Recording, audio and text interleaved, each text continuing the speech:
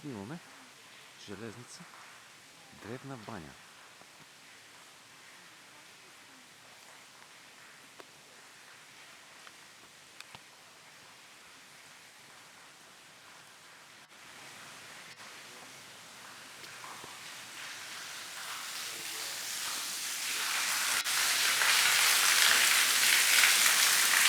Това е древната баня.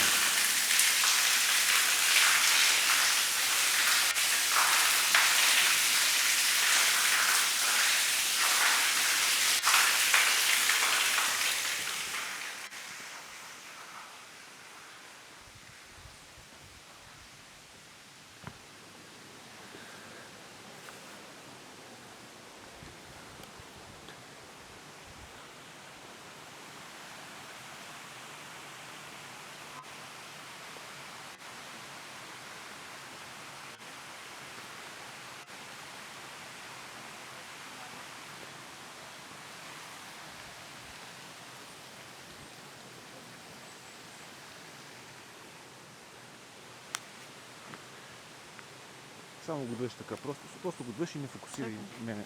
Аз да съм... Къде да го фана той? Просто мене да се хващам аз. Виждаш ли? Да. Намираме се в местността Железница, където от изворите тече топла минерална вода. Тук, както преди малко ви показах, е едно съоръжение, в което има басейн, откъдето, както казах, изтича минерална вода. Да кажем, че тази така наречена баня е съществувала вероятно от преди,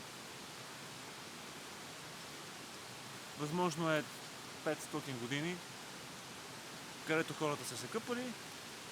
Запазена е, предполагам, в автентичния си вид. И това е една историческа забележителност и местност. Това иска само да кажа. Кажи ти какво да видиш.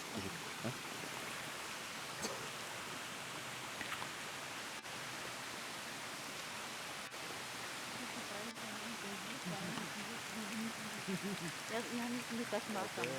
Махне. Кажете двете думи, да сега. Поне двете думи кажете. Това е клип. Харесва ли тук, поне кажете? Да, много е хубаво. Добре. Много хубаво.